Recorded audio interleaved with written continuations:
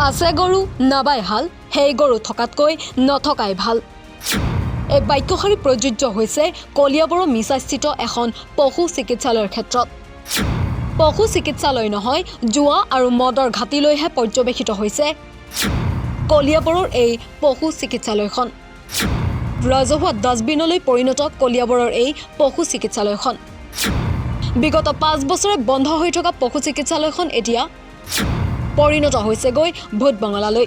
বিকশিত অসমৰ শ্লোগানেৰে পৰিৱৰ্তনৰ জাকজমকতাৰ ঢাক ঢোল বজোৱা এইখন চৰকাৰৰ দিনতে যেন ভূত বাংলালৈ পৰিণত হৈছে এখন পশু চিকিৎসালয়। মই বৰ্তমান উপস্থিত আছোঁ কলিয়াবৰৰ মিছাত অৱস্থিত এখন পশু চিকিৎসালয়ৰ, আৰু এই পশু চিকিৎসালয়খনৰ কিদৰে কৰ্তব্য ৰূপলৈ পৰিণত হৈছে। নিতৌ সন্ধিয়া হ'লে এক মদৰ আড্ডা, এজন ভাল চিকিৎসকৰ অভাৱ আৰু অত্যাধুনিক প্ৰযুক্তিৰে সমৃদ্ধ এখন চিকিৎসালয়ৰ অভাৱ, জহিক হৈ গৈছে পকা ৱাল। এনেদৰে চলিছে এতিয়া পশু চিকিৎসালয়। নামত আছে পশু চিকিৎসালয়খন, কিন্তু কোনো কাম নকৰে।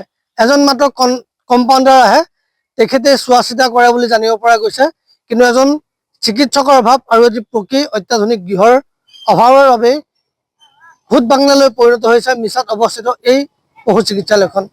আহক চাওঁ ৰাইজে কেনেদৰে জমৰ যন্ত্ৰণা ভুগিছে, কি কয় স্থানীয় ৰাইজে। কলিয়াবৰৰ পৰা আমাৰ নৰ্থ ইষ্টৰ এক বিশেষ প্ৰতিবেদন আপোনালোকলৈ আগবঢ়ালোঁ। কলিয়াবৰৰ মিছা ভূঞাপতিত অৱস্থিত এখন পশু চিকিৎসালয়ৰ জৰাজীৰ্ণ অৱস্থাই অঞ্চলটোত চৰকাৰৰ ভুৱা উন্নয়নৰ প্ৰতিশ্ৰুতিক লৈ উত্থাপন কৰিছে গুৰুত্বপূৰ্ণ প্ৰশ্ন।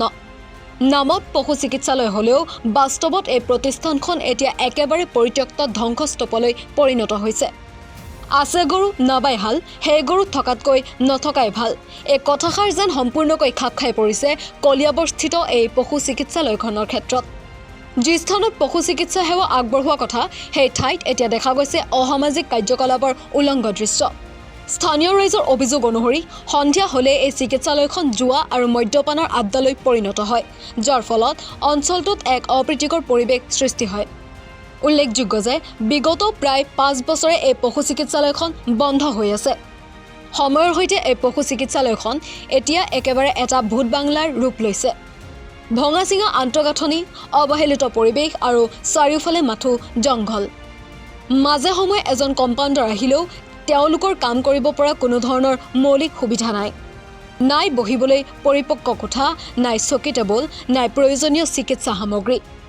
এনে অৱস্থাত অঞ্চলটোৰ পশুপালকসকলে জৰুৰী চিকিৎসা সেৱাৰ পৰা সম্পূৰ্ণৰূপে বঞ্চিত হৈ আহিছে। স্থানীয় ৰাইজে অভিযোগ উত্থাপন কৰিছে যে কলিয়াবৰ সমষ্টিৰ এই গুৰুত্বপূৰ্ণ প্ৰতিষ্ঠানখনৰ ক্ষেত্ৰত দায়িত্বত থকা মন্ত্ৰী কৃষ্ণেন্দু পল আৰু বিধায়ক কেশৱ মহন্তৰ ফালৰ পৰা কোনো ধৰণৰ গুৰুত্ব দিয়া হোৱা নাই। সুবিধা হৈ আছে, ডক্টৰ এজন লাগে ভাল। আমাৰ এইখিনিত কম্পাউণ্ডাৰ এজন আহে, সদায়কে আহি আছে। কিমান বছৰ ধৰি এনেকে ভুৱা চিঙা হৈ পৰি আছে? এইটো 5 বছৰৰ পৰা এনেকে পৰি আছে। আজিলৈকে বাউণ্ডেৰী এটা হোৱা নাই। এইখিনি পুৰা জাবৰ, সন্ধিয়া হ'লে এইখিনিত মানে পুৰা আড্ডা হয়, মদৰ আড্ডা হয়। এইখিনিত পুৰা মানে বাউণ্ডেৰী নাই। এটা বাউণ্ডেৰী দিলে ভাল লাগিলে হয়, বাউণ্ডেৰী থাকিলে ভাল লাগিলে হয়। এইপিনে চব খোলা মেলি কৰি থৈ দিছে। এখন উন্নত মানৰ চিকিৎসালয়ৰ প্ৰয়োজন। হয় হয়, লাগে আমাৰ সব ৰাইজৰ অসুবিধা হৈ আছে না, লাগে এটা।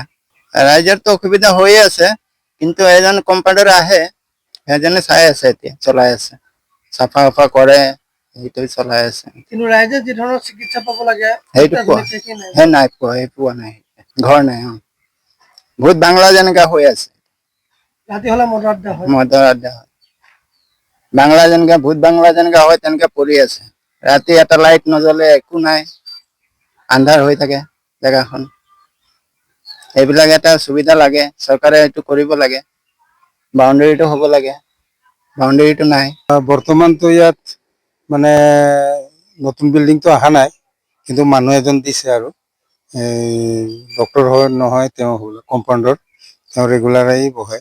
কিন্তু এতিয়া মানে নতুন কিবা স্কিম লয় নেকি, তেতিয়াতো ইলেকশ্যন আহিছে, ক'ত আৰু সেইটো হ'ব। এতিয়াতো এইটো মানে হয় হয় হয়।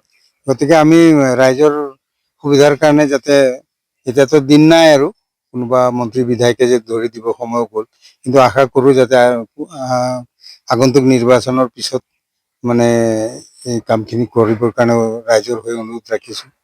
যাতে চৰকাৰে ইয়াৰ ওপৰতো দৃষ্টি ৰাখে। হয় হয়, আমিও বিচাৰোঁ আপোনালোকৰ জৰিয়তে চৰকাৰে মানে যাতে এই মিছা অঞ্চলত মানে এই অনুষ্ঠানটো মানে নতুনকৈ এটা ৰূপ দিবৰ কাৰণে চৰকাৰক অনুৰোধ জনাম। কাৰণ গৰু ছাগলীৰ জীৱ জন্তু বহুত বৃদ্ধি হৈছে, গতিকে অত্যাধুনিক কিছু প্ৰযুক্তিৰ প্ৰয়োজন। হয় হয় হয়, তাকে নতুন যিখিনি আজিকালিতো নতুন টেকন'লজি আহিছে, গতিকে সেই ব্যৱস্থাৰে মানে যাতে চৰকাৰে এটা ব্যৱস্থা লয়, তাৰ কাৰণে চৰকাৰক অনুৰোধ কৰিম। আৰু আপোনালোকেও আপোনালোকৰ জৰিয়তে অনুৰোধ কৰিছোঁ যাতে আপোনালোকেও এই বস্তুটো মানে ওপৰ মহলক যোগাযোগ কৰি অলপ ব্যৱস্থা ল'বৰ কাৰণে সহায় কৰে। মিছা, ৰৌমাৰী, পানীগাঁও, বৰালী গাঁও, হালুৱা গাঁও, ৰহধলা, কেলিডেন, ডিজু বস্তি আৰু বহু গাঁৱৰ ৰাইজে এই অৱস্থাত অতিষ্ঠ হৈ পৰিছে আৰু চৰকাৰৰ বিৰুদ্ধে নিজৰ ক্ষোভ প্ৰকাশ কৰিছে। তেওঁলোকৰ মতে পশু চিকিৎসা বিভাগটো অঞ্চলটোত একেবাৰে অৱহেলিত হৈ পৰিছে, যাৰ প্ৰভাৱ পৰিছে তেওঁলোকৰ কৃষি আৰু জীৱিকাৰ ওপৰত। এই পৰিপ্ৰেক্ষিতত স্থানীয় ৰাইজে দাবী জনায় যে কলিয়াবৰৰ এই পশু চিকিৎসালয়খন পুনৰ নিৰ্মাণ কৰি আধুনিকীকৰণ কৰা হওক আৰু অতি শীঘ্ৰে যোগ্য চিকিৎসক নিযুক্তি দি সেই সেৱা পুনৰ আৰম্ভ কৰা যাওক। বৃহত্তৰ মিছা আৰু দাঁতিকাষৰীয়া অঞ্চলৰ হাজাৰ হাজাৰ লোকৰ বাবে এই চিকিৎসালয়খন অতি প্ৰয়োজনীয় বুলি উল্লেখ কৰি চৰকাৰে অতি শীঘ্ৰে ব্যৱস্থা গ্ৰহণ কৰাৰ আহ্বান জনাইছে ইয়াৰ স্থানীয় ৰাইজে। কলিয়াবৰৰ পৰা ৰিদীপ শৰ্মাৰ প্ৰতিবেদন, নৰ্থ ইষ্ট নাও।